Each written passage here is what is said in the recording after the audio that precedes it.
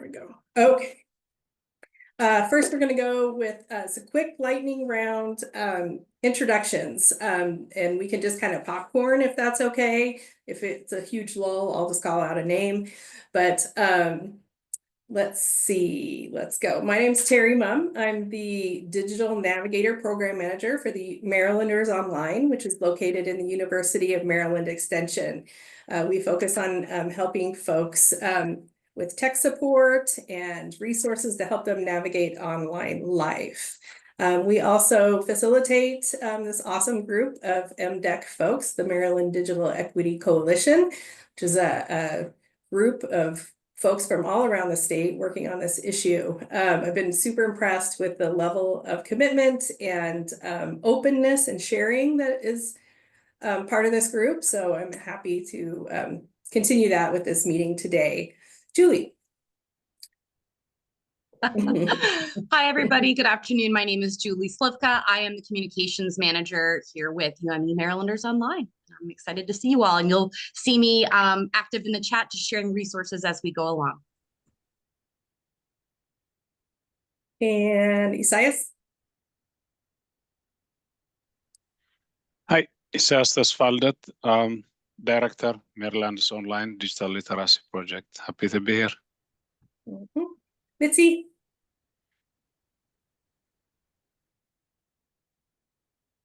Nope. Stephanie. Oh, there goes Mitzi. Okay, Mitzi. Hi, sorry, Mitzi Guerrero with Montgomery County. Thank you. Now, Stephanie. Oh, sorry. Yeah. Stephanie Schwartz with the Image Center of Maryland. Awesome. Ashley Lane. Miss Ashley Lane is not in today, so I'm taking her place. I am Charity Sawakis, the resident coordinator here at Frostburg Housing Authority, and we're just happy to have a seat at the table and learn more about funds and opportunities to help our clients and neighbors have more digital connections. So we're happy to be here. Fantastic. If you can help to just say what county maybe you're in, just so because I'm new and I'm trying to get it all down. Absolutely. We're from Allegheny County. Awesome. Josh. Hi, yes. Josh Bokey with Connect and out of Frederick County. Awesome. Jane Hager.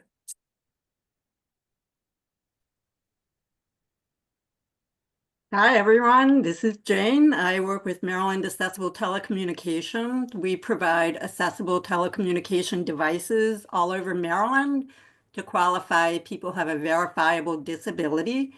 And we provide wireless cell phones and still provide landlines as well. Thank you. Wonderful. Beth Parker. I am Beth Parker, Poolsville Seniors, Montgomery County. Fantastic. Dorothea. Can you hear me? Mm-hmm. Hello, everybody. I'm new. I'm PG County, down in Clinton, AA2. Awesome. Welcome. Thank you. Wanda. Hi, I'm Wanda Williams from Harford County work program. I work for the Susquehanna Workforce Network, and I'm always interested in learning more about digital literacy for the customers that I serve. So any information I can get, I'm going to be there. Awesome. Kay Kunda. Good afternoon, everyone. My name is Kay Kunda. I'm with Career Catchers in Montgomery County, and we're a workforce development program. Ramona Kunkel. Hi, I'm Ramona Kunkel with the Maryland Department of Labor, and I'm an adult education program specialist. Awesome. John Owen. Good afternoon. I'm John Owen from the Maryland State Library for the Blind and Print Disabled, and we are sending out books, audio books and Braille books to people in every county in the state of Maryland. So glad to be here. Thank you. Norma? Can you hear me? Yep. I'm a retired admin too. who has returned to the Prince George's County office as a contractor. And I'm just interested in learning about this. So exciting. I love it. Kaori. Hello, hi, do you hear me? Yes. My name is Kaori Hirakawa. I live in Montgomery County. I used to work for Montgomery County. I see some familiar faces. Hi, everybody. And now I do independent work, providing consulting and then training services, language access, plain language, and inclusive communications. Thank you for having me. Thank you. Shauna? I'm Shauna Biola, and I work at the St. Michael's branch of the Talbot County Free Library on the Eastern Shore. We are a rural county, and a lot of the patrons in my area, just the internet is not so accessible to them. It's either cost prohibitive or it's just hard to reach in those rural areas. So I'm wanting to learn more how I can be able to help them. Thanks, Shauna. Luz, is that right?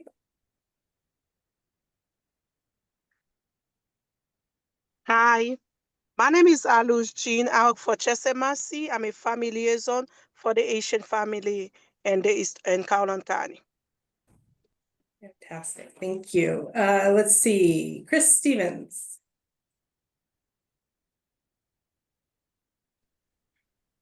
Good afternoon. My name is Chris Stevens. I am joining my colleague Kunda here.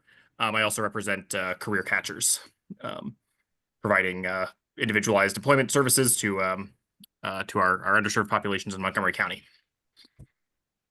Wonderful. Is there anyone here that I missed? Fantastic. I think I missed Charlotte. Charlotte? Oh, yes. Well, she's coming next. And with that, I would like to introduce you to Charlotte Davis from the Rural Maryland Council. I'll let you introduce yourself and talk about the digital skill needs in rural Maryland. Great. Good afternoon. I'm Charlotte Davis. I'm the Executive Director of the Rural Maryland Council. Happy to be here. Appreciate the opportunity to talk more. Always appreciate the opportunity to talk more about digital inclusion and broadband access. That's an incredibly important issue for not just the rural areas, but the entire state. It just seems that we're really ground zero in the rural areas for some of these challenges. I'm going to share my screen real quick. And I've been, I'm going to stop.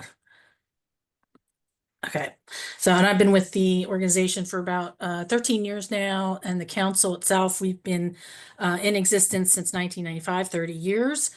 We are an independent state agency in the Maryland Department of Agriculture, and we are mainly a funder and an advocate for digital inclusion and broadband.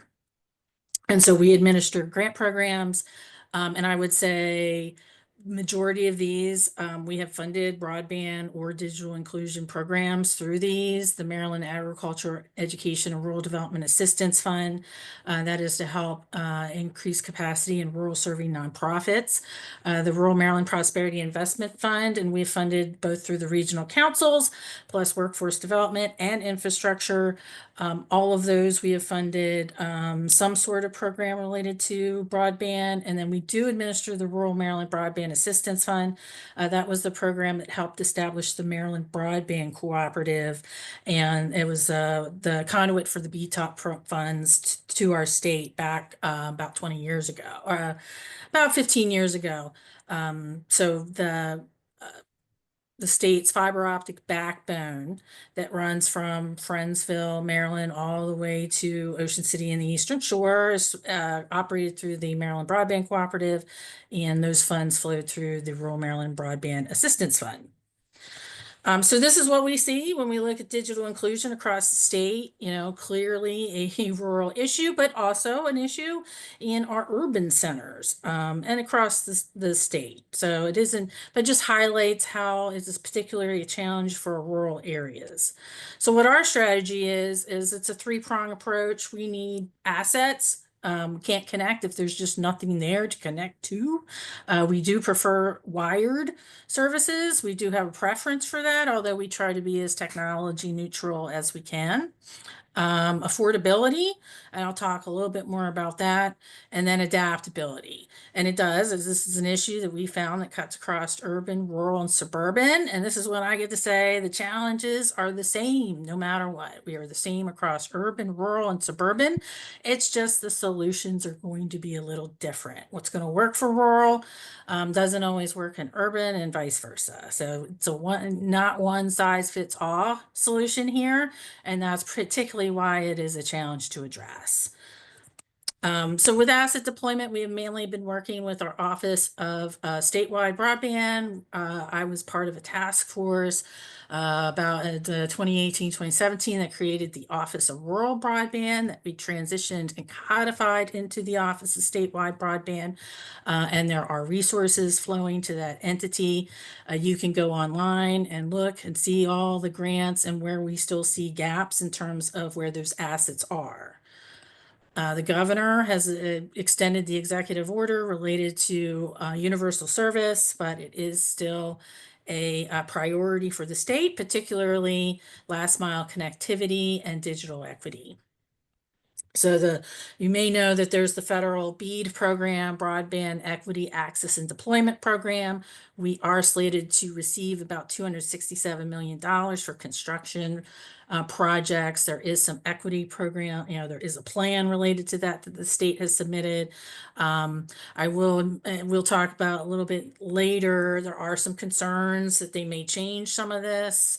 It is being reviewed by the Office of Budget and Management. There are some complaints related to the technology preferences, and then anything with equity is going to be a target.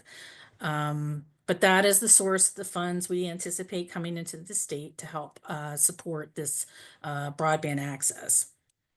So for digital inclusion and affordability, we're particularly concerned because the Affordable Connectivity Program ended last year. That was administered through the Federal Communications Commission. It was underutilized, frankly, which is why Congress failed to renew it. And then Maryland had a piggyback. So right now we really have no tool in the state to address affordability. We see that with our seniors on fixed incomes. Our rural population is predominantly older. So this is particularly an issue. We have seen some movement on this in other states. The New York State has moved forward with an affordable broadband program. And I want to give a shout out to Josh Bokee and Mitzi for House Bill 1535 that was introduced currently in this current Maryland General Assembly that would basically replicate that New York program here in Maryland. Fortunately, it was late, so probably not going to move, but it was a way to keep this issue in front of the General Assembly and making sure that we're not losing sight. We got a lot of interest in our issue during COVID because it really highlighted that challenge when everybody was stuck inside and couldn't go out. But now that things are opening up, we feel sort of like, we got to make sure that we are keeping this issue front and center for legislators and policymakers. There's other funding for broadband out there that I do want to mention, the Tri-County Councils. If you're in 15 of the rural 18 counties, you have a Tri-County Council or a regional council. We have funded some of those counties through those councils. And they also have the Rural Maryland Economic Development Fund. And these were funds, $10 million for each council through the Department of Commerce. And a number of them are using those funds for broadband purposes. So I just include these are the counties and how those councils. I always encourage folks that if you're not engaged with your regional council to get engaged with them because they do have funds available, and they are also an entity that can apply for federal grant programs and through the Economic Development Administration. Some of them are designated economically distressed areas, so they qualify for additional funding through U.S. Department of Commerce and the EDA, the Economic Development Administration. So here's what we see with digital inclusion programs in our rural areas, particularly the ones that seem to do the best are those that are workforce development focused. We have funded mobile career centers through the regional councils. One of the challenges in rural is it's hard to reach our populations. They are isolated and suspicious. So generally, we often have to go to them. And we see that not only in workforce, we see it in health, and we see it across other industry sectors.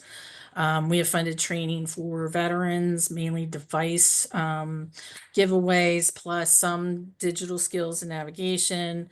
And I included the University of Maryland Extension and Marylanders Online as a very good resource that we do direct some of our partners to if they're interested in this issue. And I note that there is a May 2nd conference coming up related to telehealth education. We are seeing improvements in telehealth adoption, and we do see improved outcomes in certain areas related to telehealth, particularly related to chronic disease management.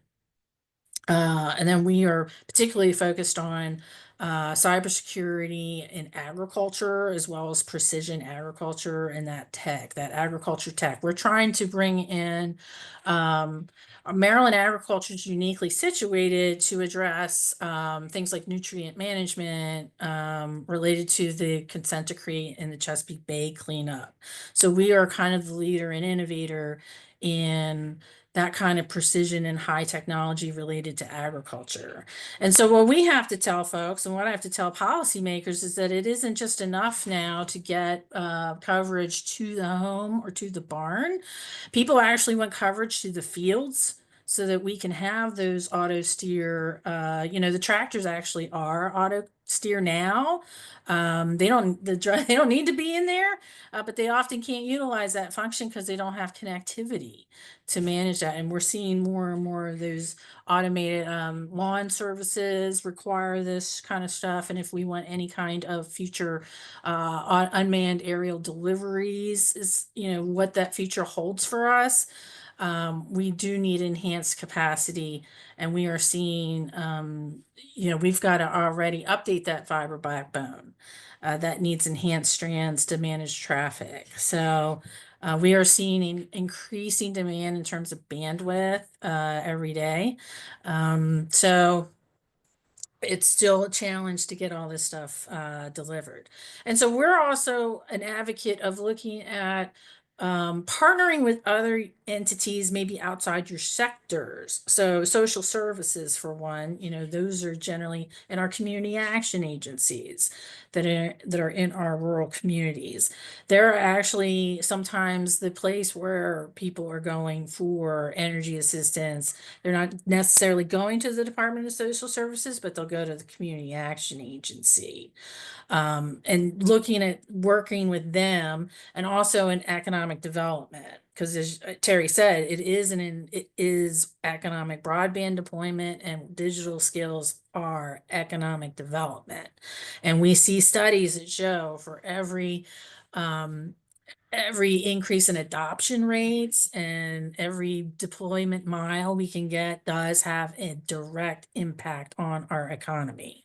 So it's incredibly important to partner and think outside of if you've got a local entrepreneurship center, a local school, or a local workforce development board that you can work with, a local management board, and your tri-county councils, and working together. In rural, we often have to see where we need counties to work together. It isn't just about a particular area. We need to think bigger. So if you're in Washington County working with Allegheny and Garrett or Frederick, casting a wider net to create those economies of scale, and also making sure that you're being able to reach those areas, because the rural areas are particularly very hard to get to. And so future challenges, So I did include the adaptability. We talk a lot about affordability. Now, we have funded a program with the blind to enhance programming in the libraries, but we could do better in some of these. And I did see some future programming coming up related to the disability sector. So making sure that we're including others than just looking at low income. Our seniors are blind and those with developmental disabilities, because we do hear from those populations about their need to be able to communicate. And this was another one that particularly in COVID, we really saw. Another challenge we've heard from our grantees is just tracking those devices. Once you've handed them out, what happens to them, who's using it, and how they're being used. That has been changed. And then for, that measuring for success, what are those metrics? How are these programs looking at, are you moving the needle? Are we improving access? As our funding becomes more of a challenge, it's going to be more competitive, and they're going to be asking, funders like us are going to be asking harder questions. We're going to have less funding available, so it's going to get that much more competitive. And if entities can show either a proven record of success, or how a return on investment, or how you're making an impact on revenue generation, if those three areas, those are things that the state's going to be looking at. And if you can position your application or your project in that manner, that you're going to be that much more successful in terms of seeking grant funds.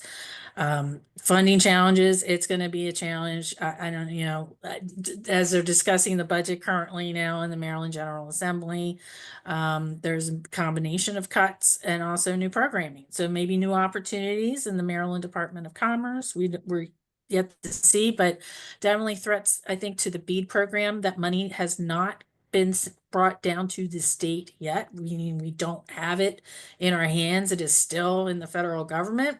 So I think until those funds are released, I'm going to continue to worry about their availability, because of the uncertainty right now in the federal government. So, this is what I want to, this is our goal. We want to see that red turn to green. So looking at those metrics, those outcomes, and how we can make a dent on this, I think is the goal for a lot of these programs.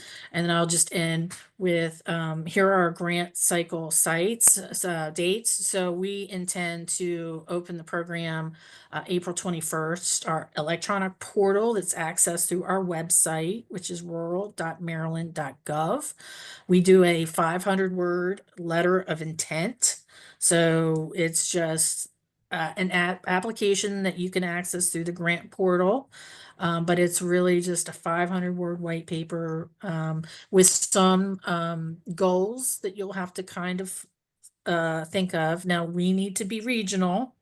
So you need to be partnering with another jurisdiction. It needs to be regional or intergovernmental if it's infrastructure. That deadline for those LOIs are Friday, May 16th. We will be doing information sessions in person and online near the end of April. We'll be releasing those dates probably in the next 2 weeks. So that's currently what I've got. Full applications are due in the middle of July, and then we hope to announce those awards on August 18th. And it's a 1-year grant program project focused for us. I see Mitzi, you got a question. Oh, you're on mute. What's the name of that, Charlotte? The name of that grant? So if it's just for capacity building, like if you're looking for just device and training, it's probably the Maryland Agriculture Education and Rural Development Assistance Fund. And that grant is capped at $45,000, but a match is only preferred, and we will accept an in-kind match on that one. And you can be statewide and be located anywhere in the state. So if you propose, say, MDEC wants to do a statewide program, you could apply, and the benefit could go to any jurisdiction of the state. We have a broad definition of what rural is, but if you have a statewide program, it'll work anywhere. Well, Terry, let me know when we get to the question and answer section. Okay, hold on.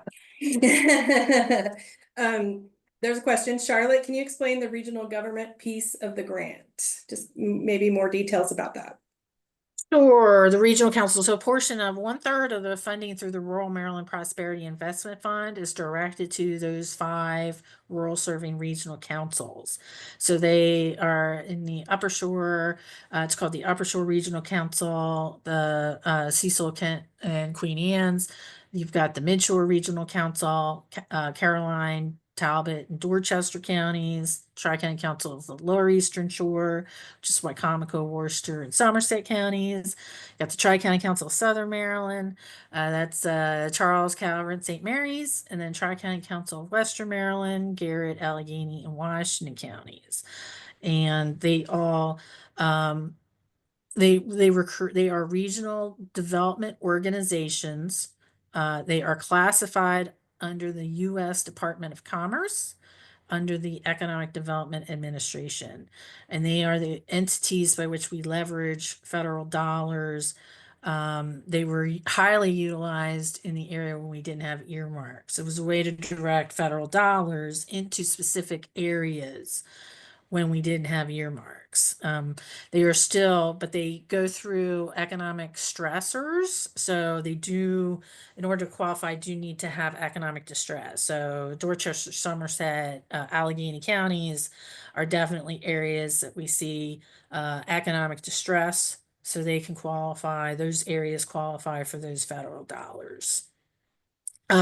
They meet publicly. They are mainly made up of a combination of state and local elected officials. So for us, it's a convenient way to communicate with all layers of government because they also tie in those federal representatives. So you'll see all levels of government in one spot. So if you're not engaged with those councils, I would encourage you to reach out. And if you want more information on who those contacts are, I'm happy to make those offline. Thanks, Charlotte. Mitzi, did you want me to launch into the group or do you want to do that? I couldn't tell what you said before. Okay, our discussion time. So we really wanted to just have an opportunity to bring everyone together, to talk about our programs, to talk about potential partnerships, you know, how we can align our work, how we can support each other. I do have a few prompts that might help us get the conversation going. And it's really just going to be kind of a free form. We're recording this, we're going to track all of this and hopefully continue to foster networking and partnership development across the state. So my first question is related to sustaining digital equity efforts beyond 2025. We've had this huge push, this historic investment, and we all thought it was coming. We've all been planning, and now, you know, everything's chaos. And so, you know, we know that it's not an option to just stop or do something different. Like, we still have this mission. We're still going to continue to serve our people. I think our services are going to be needed even more as we go through this challenging time. So here's the question. With federal and state funding for digital opportunity programs becoming increasingly uncertain, what alternative funding strategies or policy recommendations can help sustain these initiatives in Maryland? And what role should private sector partnerships or philanthropic organizations play? Anything in that field, if you have any other kind of comment or suggestion, it's just an open discussion. So somebody be brave and kick it off.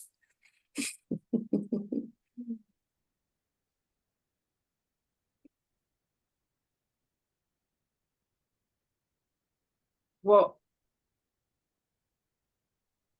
I think actually we have one thing sitting in front of us right now, which is Charlotte actually just talked about how she actually has a regular cycle of rural grants.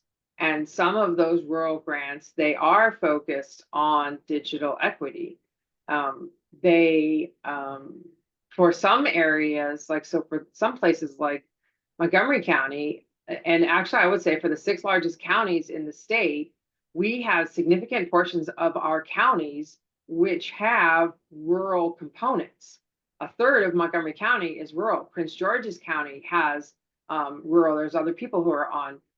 Baltimore County has rural portions of it. There's the whole western portion of Howard County. So I think that there's actually a lot of ways of which even within in this, and also I would say is 2/3 of the state lives in the 6 largest urban counties. So just right within there, there's a lot of ways within our own backyards that we can be both working with these other funds to extend funding within our own counties to reach there.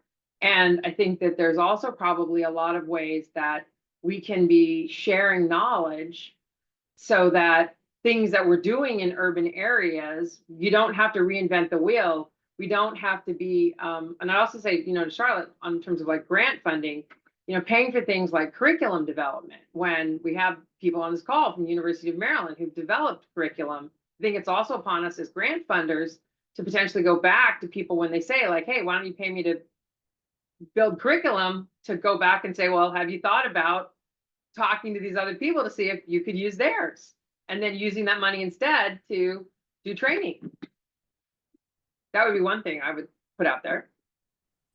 Well, that seems like the perfect cue for me to say, we would love to support anybody across the state with curricula and digital navigator training and resource development. So please reach out if you need that in your county and we're not already working together.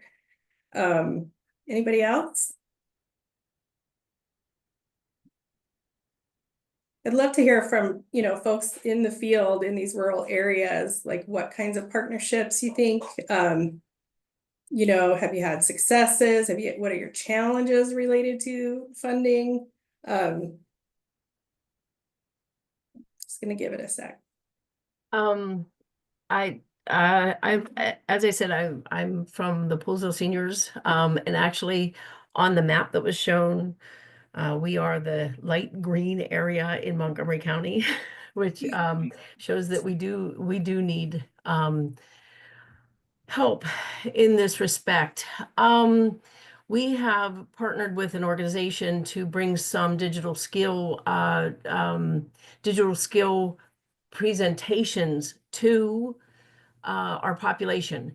A number of these have been well received. We have had a number of attendees in our events. But honestly, I am looking for expertise in bringing information to our seniors, and actually, even though we're Poolsville Seniors, we bring in all ages. We promote free programs. We bring in all ages. We open our events to anybody, and I know that there is a need out there. One of the most valuable things that we have done within these sessions is, and we got feedback last year from a five class session, and that was basically allowing discussion. The participants wanted to sit there and they wanted to talk and they wanted to share and they wanted to hear other people's difficulties and what's going on. It was really very well received, very productive. But again, we personally need the expertise of people within the field to be able to really delve into this subject matter for our population.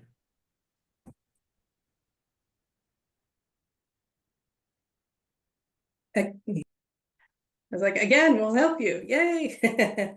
Yvette, do you want to come off mute, or do you want me to read your question? Sure. No. Hi, everyone. My name is Yvette Chavez, and I'm with ISACA. If you don't know who ISACA is, that's okay. ISACA is one of the oldest accrediting body in the IT space. So when you think about audit, risk, cybersecurity, governance, all of that. But the work that I do is through workforce development. So I am usually looking for grants and partners to try to bring our certificates to underserved communities. to make folks more able to kind of adapt to the new technologies that are in the workforce or even transition into a new industry. And so if anybody is interested in partnering with me, I'm happy to have a conversation. ISACA, through the workforce development programs that we run, we bring the certificates to the community. We provide in-person training through our chapter members who are industry experts. We already have the curriculum that's built. And then the students sit for the exam so that they earn an industry approved credential, so that hopefully they'll be able to kind of hit the job market and be more marketable to enter the IT space. Love it. That's great. Jane? Hi, everybody. Yeah, as a telecommunication program that provides accessible devices to people with disabilities, one of our biggest challenges in working with older populations, especially those in rural areas who may not have a network of care providers or family to depend on, is helping them get connected with devices that we can provide. So, you know, you give a person a wireless device designed to help them overcome their disability and make that connection to the digital world. And yet the very first step of helping them get the connection is so difficult.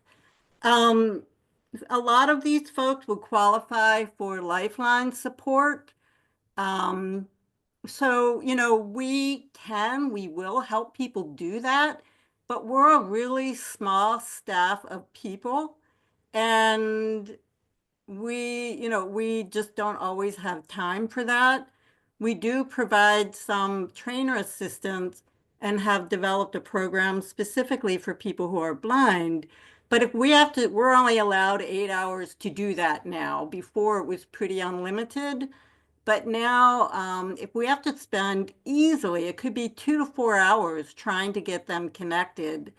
That wastes half the training time when you could be teaching them about accessibility and, you know, how to make a phone call, how to get on the internet and that kind of thing. So I don't know if anybody else struggles with that, or if there's a way to partner to overcome that challenge. But, you know, perhaps that could be a available video to help people walk through the steps of connecting to Lifeline, or teaching them how to access one of the carrier plans like Affinity Wireless or Mint or something like that. So just want to put that out there. Thank you. Sorry, Jane, I'm sorry to interrupt. Are you saying it's literally getting them signed up for Lifeline is the challenge? That can be. I mean, we can do it, of course, but you know, you've got to have the specific documents, which means you probably need to be with them in person. Sometimes through our application process, we might have those documents, but maybe not. So yeah, that is Okay. challenge too. Yes. Okay.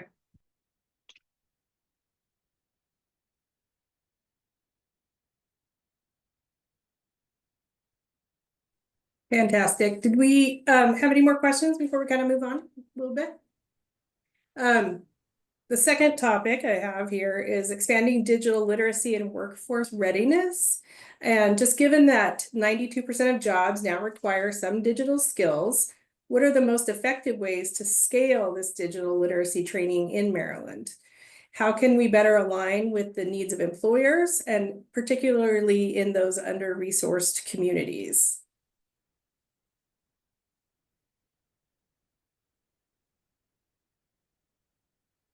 Be brave. Well, I have along that line there, since we have the folks on the line.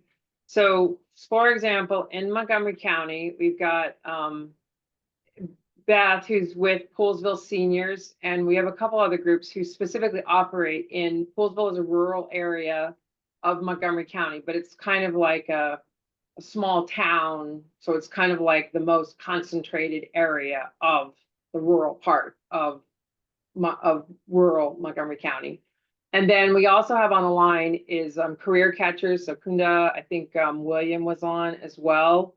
And then Charlotte, do you have are there best practices where you have people who have skills in, my skill is I teach job training, employment coaching, all those kinds of things. And then my skill is I'm based in a rural area and my real focus is on working with people in the rural area and I'm trusted in that area. And how do you like a Reese's peanut butter cup, bring those two together? Are there, kind of between those three groups, are there things that really make those things fit together? It's usually a trusted surrogate. There's a community leader that is sort of vouching for, because there is some reluctance on some of our rural people from just getting engaged in government. Right now is a terrible environment. So it's usually sometimes it's a faith leader who's that. It's the church. It's somebody in the church who's got that motivation to really support and push those things forward. So I would say it's about that leadership. It's identifying that local leadership that really can get that buy-in from the community. This is why we, and then they pull in, and then you build upon that. And then you pull in, okay, now you got that community leader, and now you pull in that elected leader, and now you pull in the next one, and then building from there. But but also pulling those people, the most successful ones we've seen transition those cohort people into a job. They graduate. So, and that's the biggest question we have with our grants or our applications we don't fund. It's like, okay, great. You provided this training. And then what? What's that progression? Where are they going? Or because I think the real challenge is how do you show that impact? Because we provided this device and this training, they went on to, and it's really hard to measure that. And that's why we like workforce development, because then you can track them. Okay, they got this job, now they're making this money, X, and you can kind of show that impact because of this training. We got them into this job and now they're earning income and paying taxes. And we can count that. So being able to, that's why tracking stuff and being able to continue on with them and having that connection with employers, yes, is huge. And is that connection with employers, is that something that the Rural Maryland Council can specifically help with, or particularly stipends? Yeah. Because that's the biggest challenge. You got to go to an employer and convince them why, okay, investment of their workers' time and their time and money, and so having an employee, we will pay for that employer stipend. This applies for apprenticeships and internships. We pay for a lot of those as well. Kunda. Yeah, thank you, Charlotte. You hit it right on the nail. I think that's the biggest challenge, because the clients are able to get certifications, right? But then when it comes time to the employment, that's where the challenge is, because sometimes employers don't want to take people who have just come out of a training and don't have a lot of experience. But if we're able to have conversations with them around apprenticeships or some type of on-the-job training, then that helps. I know for us guys in Montgomery County, our Workforce Montgomery does provide the OJT. And I know if you hire a county resident, they have I think last year they had a GROW grant that helped as well. But I think being able to have those connections where we can connect employers to programs where they are willing to either pay or give some guidance on apprenticeships. But the flip side of that also is that being able to find trainings where clients can go to for a affordable price. That's why I'm so excited to be having a connection with Yvette to see what they're offering, because we have clients, for example, for career catchers who are interested in IT. And we are working currently with Montgomery College, the Ignite Hub, but we still need to be able to have those connections to refer clients to get some type of IT training. And that's where there's a little bit of a disconnect because it is expensive. And, you know, there are not as many scholarships that are out there for everybody. So scholarships is a challenge, getting that affordable training at an affordable price that people want to pay out of pocket. That's a challenge. And then the employment side.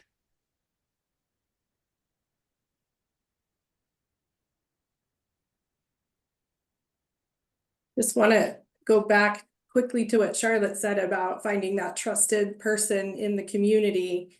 It works on both levels. You know, we do want to go out and meet and sit with those folks.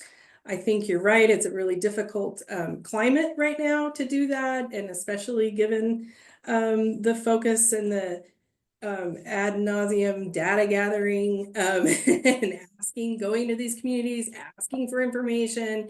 You know, we still haven't come back with a program, right? Like, you know, just be sensitive about that. But, you know, my strategy and our strategy is certainly to, you know, find those people to take those roles from within the community. And that seems to be a challenge too. Like when we get maybe Connection Corps folks or you know, AmeriCorps, you know, it's takes a really concerted outreach effort to make sure that we're going into that community and making sure they're aware of the opportunities and assisting folks in applying for those opportunities. I think that's, you know, kind of on our side, what we're focused on doing, like how can we support your community with the resources that we have and build those people from within. There's a question, Mitzi? No? Yeah, for the rural folks, what's your biggest digital inclusion need right now in the next 4 or 5 years?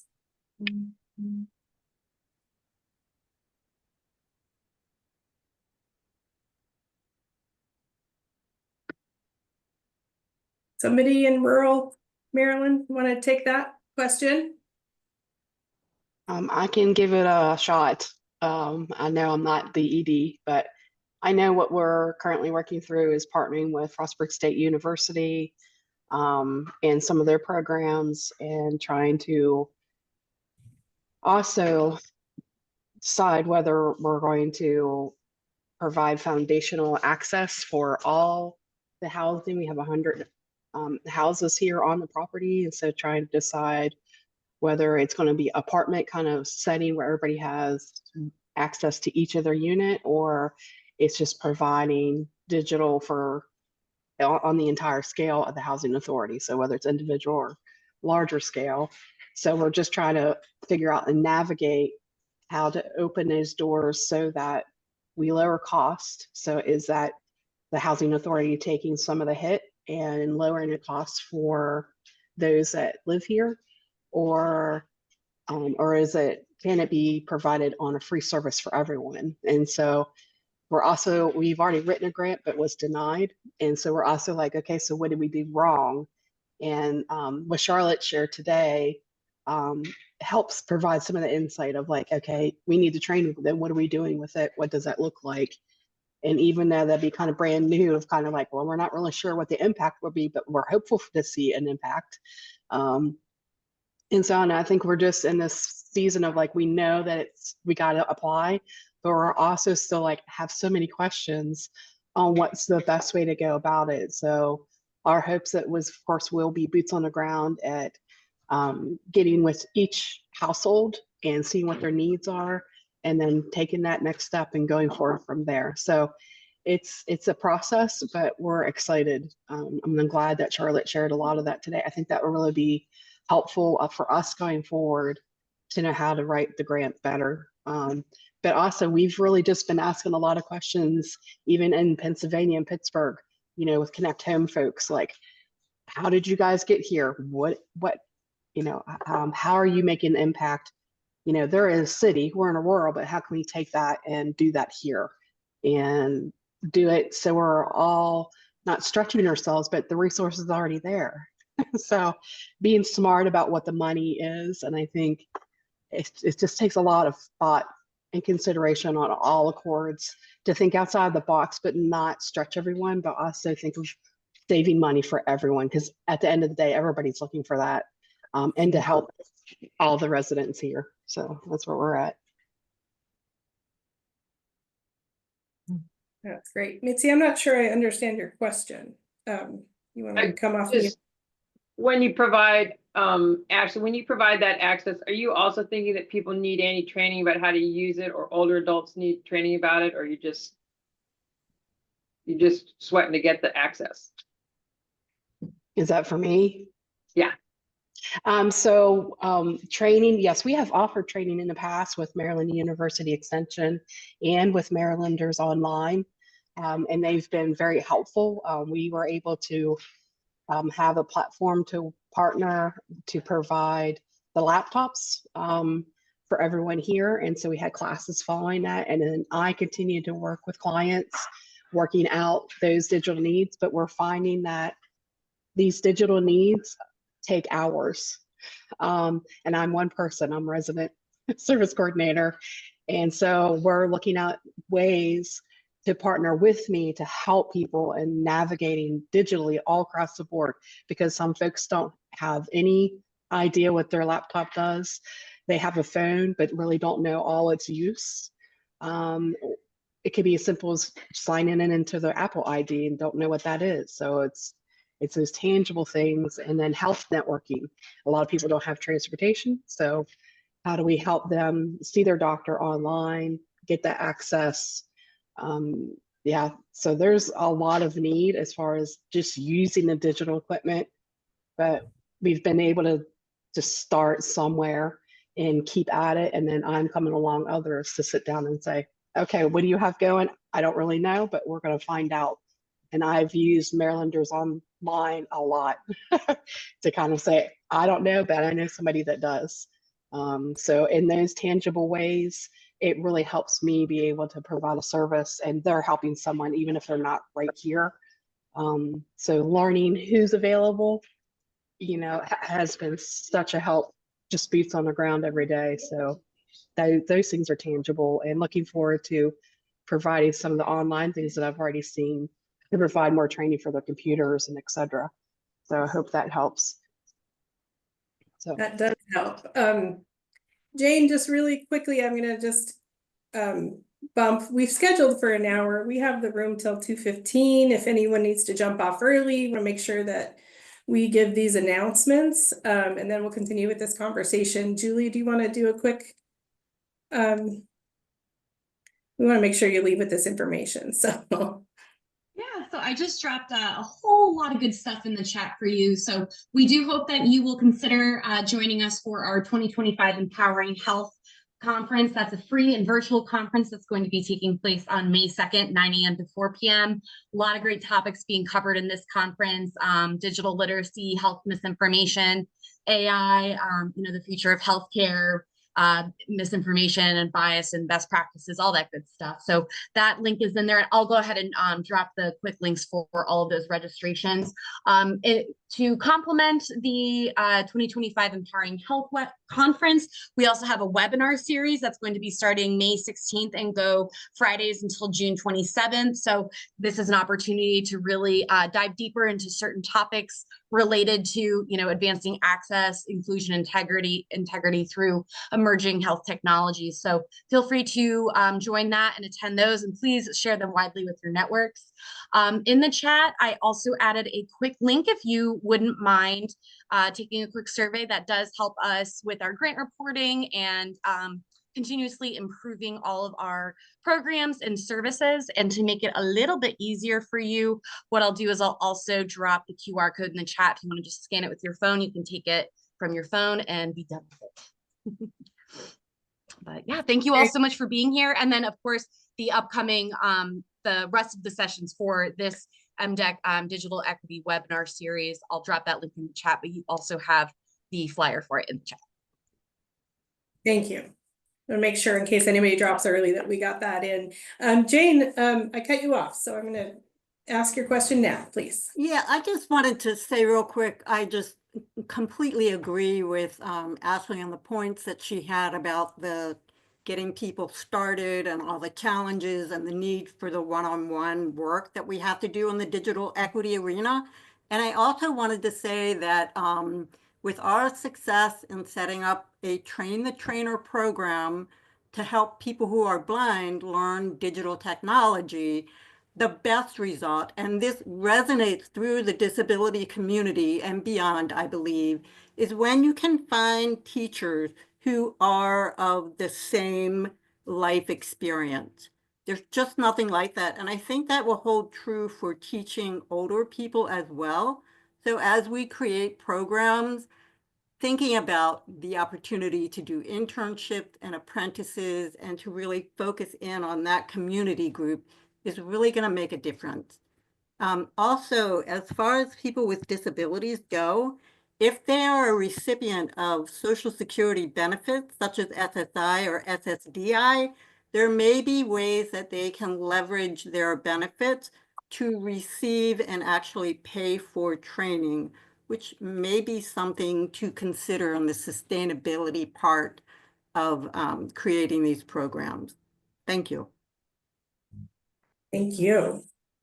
Let's see, it's 1 minute to 2. We're gonna stay here till 2:15. Understand if you have to drop off, but we have people, and so I'm just gonna move to our last question and see what kind of conversation we can have around the affordability gap. And what that might look like in partnership and in grant applications.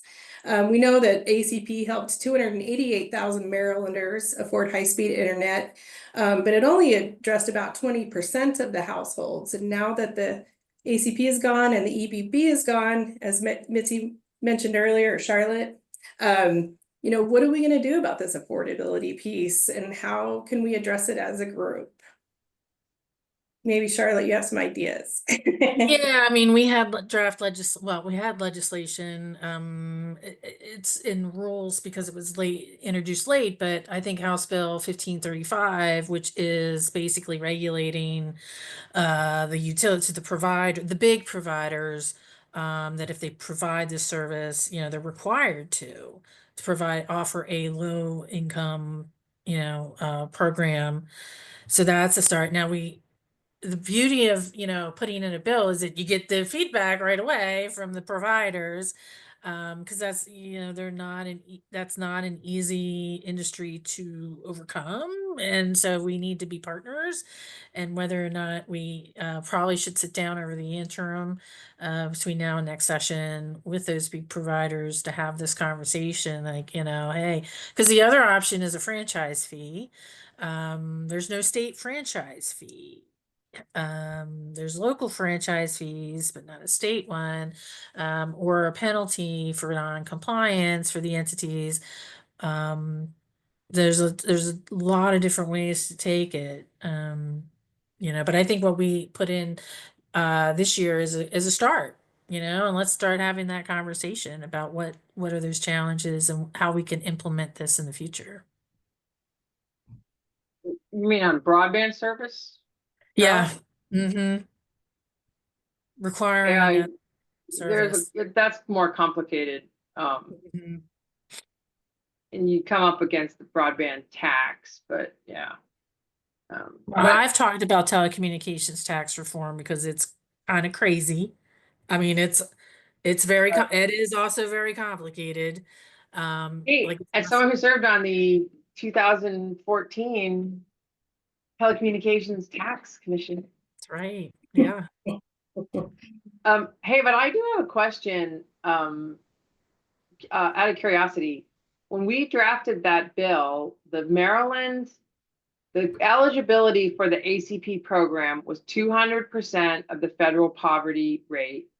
And we drafted this one, and we included, I realized actually today I was doing something and realized I forgot to include Pell Grants in there and something else, which we would add back in.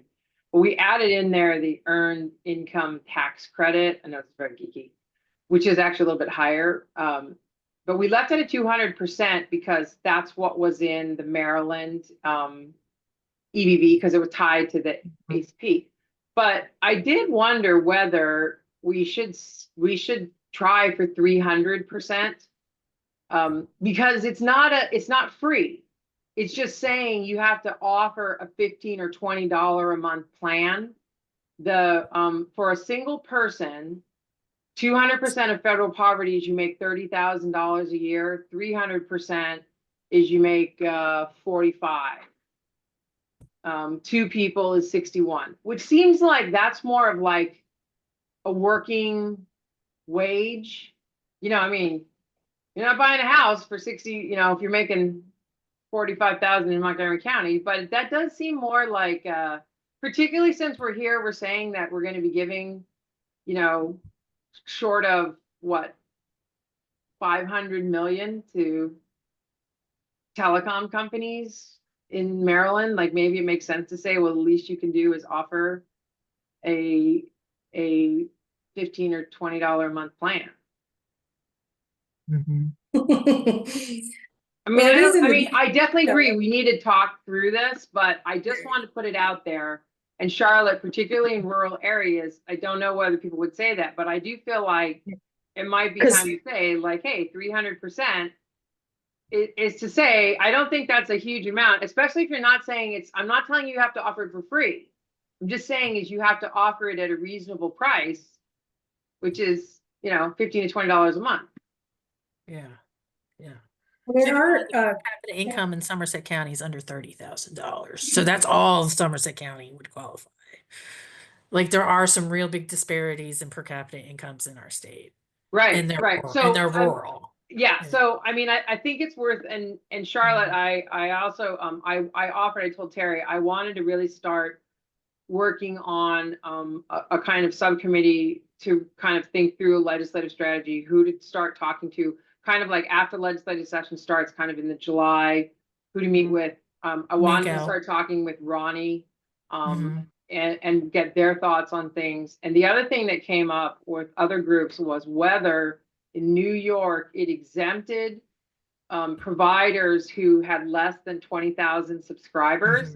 And there were some folks who thought that that was too high because there were some counties in which they were the biggest recipients of state funding and they had fewer subscribers than that. So those were kind of the two, and then the third other big issue was in New York, they had no upload minimums. I can't remember, and Josh, I don't know if you're in a position to say, I had thought in there in the two, we had kind of said, 100 by 20, because that's what the FCC minimum was. And then I thought I had just put the 200 without an upload speed, because that gave the wireless providers a way to do it without an upload speed. And this would definitely be a question for Ronnie. But the question on that one is whether there should be a minimum upload speed as it relates particularly to wireless. Yeah, go ahead, Josh. Yeah, no, I was just to tag along. I think with that, I think all of that probably when session is over in the next 2 weeks. I think to that point, we'll have the opportunity, I think, to really kind of evaluate what is in there, and including the proposed speed requirements, et cetera, and see, because we'll have the opportunity to really tailor it. So to give it the best possible chance for passage and to be effective. So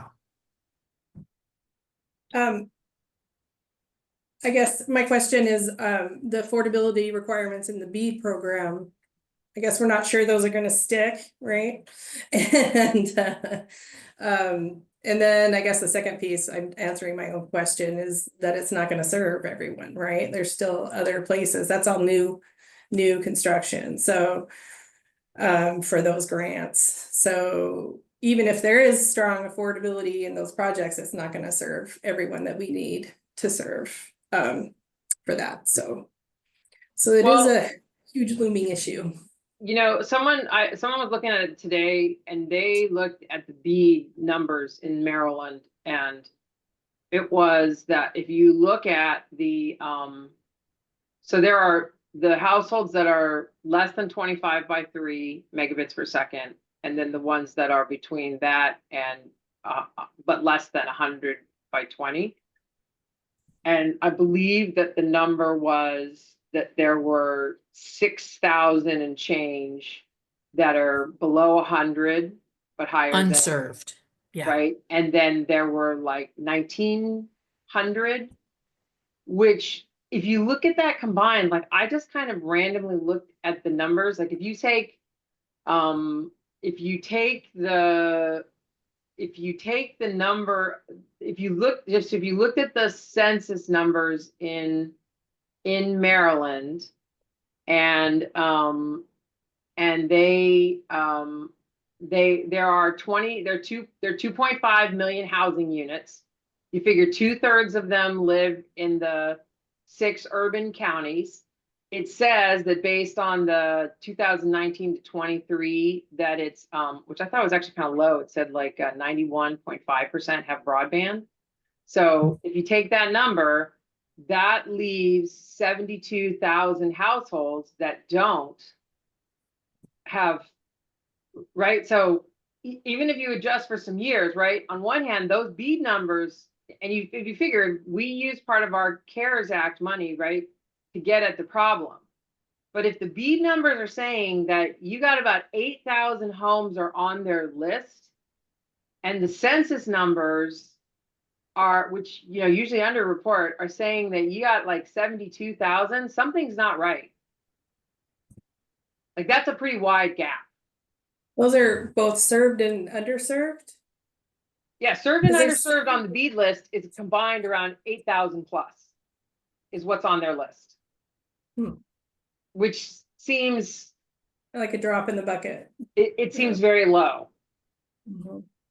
So, and I mean, ours came back today, not today, but I mean, we were trying to do the long driveway thing, and I was very surprised at some things that came back. And, you know, of the stuff that came back, only 6 of them really for Comcast, 6 or 8 of them, you know, were things for Comcast, and there were like 33 of them that have no service from either provider, and 8 of them don't have addresses, so they're probably not on the BEAD list.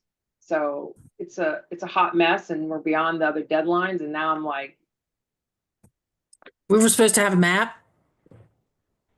you know, I mean, we're beyond some of the deadlines, and then what do you do? Like, I mean, these people just wrote this month and sent us their address, so clearly the address exists, but they're not in the fabric, and they're beyond when you're supposed to challenge them. So, but Charlotte, I'm sorry, just to pivot back to this conversation for a minute and your grant. Yeah. I just had a question on the rural health, because Montgomery County is not defined as a rural county. But we do have Poolsville that's out there, and we had we really actually, I've been trying to figure out this rural health initiative. It basically involves like health monitors, and it's they're kind of very low tech, but it's really about like you work with community health workers. Yeah, we do a bunch of with those. community health workers, and it's really about monitoring a range. And they actually have some data that shows that they actually lowered A1C levels, and health insurers actually reduce costs and things. So would we have to partner with somebody like Frederick County to meet that requirement, or is that? Yeah, I mean, we could partner. Montgomery County could partner with Poolsville, but we probably have to partner with Frederick. Frederick, and I would say even Carroll. You know, we work with both of those health systems, and Frederick and Carroll, and yeah, we do see a lot of good outcomes in telehealth related to chronic disease. So diabetes, obesity, blood pressure, hypertension, and you know, those are things that can be managed really well through telehealth, and also things like second opinions and specialty and mental health. I mean, mental health has really been where we've seen a lot of improvement in terms of access to care, in terms of telehealth. You know, you can talk to a licensed therapist. Now, the biggest thing is, where is that therapist seated? And it isn't actually cheaper for rural health, because you're actually originating 2 bills. You're originating a bill in the host, and then they're originating a bill in the telehealth. So it isn't actually cheaper. So you have to show, we have to argue that we're improving those health outcomes, and adoption rates are still, I'm curious to see, we're supposed to be getting a study from Healthcare Commission on those adoption rates, because pre-COVID, we really only saw adoption in hospitals. They were using it for asynchronous care, but doctors themselves weren't necessarily utilizing it, but COVID kind of changed that. So we're hoping, you know, what are those utilization rates at telehealth? And it's really hard, and we face this on the transportation side with health. It's really hard to show savings, because that's the argument. Telehealth. Yeah, see, so for this, like, what I've kind of come to find on these things too is if you have a project and you know what you want to do, and then you find a grant to fit. It's like, so I don't have one on the health. I do have one on the chronic disease management. So that would be the one. I was looking at that. Do you have a max about the grant on the health? On the RIMPID, no, there's actually no max. Now, the largest we've given out in that category is $500,000. Okay. And that's usually for something big like student housing, Okay. but a statewide Yeah, program. Honestly, the biggest thing I'm trying to figure out is the electronic medical record. And CRISP is tough. That is yeah, that whole insecurity, right? Look, Josh and I, we were in Frederick Memorial Hospital. You couldn't go there for 2 weeks because they didn't have any hospital records. They couldn't yeah, access I might have anything. talked to Josh, see if he's got somebody up there, or somebody to work with on the but yeah, apparently there's like it's a whole cottage industry of like the whole integration into the health record. Mm-hmm. Mm-hmm. All right. Times. Well, let's wrap up. Good times. Good times. Yeah. Mental health integration. I can talk all afternoon. So awesome. Thank you, everyone. Thanks, Mitzi, for getting us moving on this grant series. And thanks, Charlotte, for your expertise. Our next one is also kind of focused on rural. No, we're focused on workforce development next time. We're going to do 2 sessions on that. So please continue to have these conversations with us. Please reach out to us. We are here at Marylanders Online and MDEC. If you need a contact for somebody or looking for somebody's doing something across the state, we are mapping programs across the state, so we may be able to help you find partners. So yeah, just please, folks, reach out and stay engaged. Thanks, Terry. Yeah, thank you. Thanks, everyone. Thanks, Charlotte.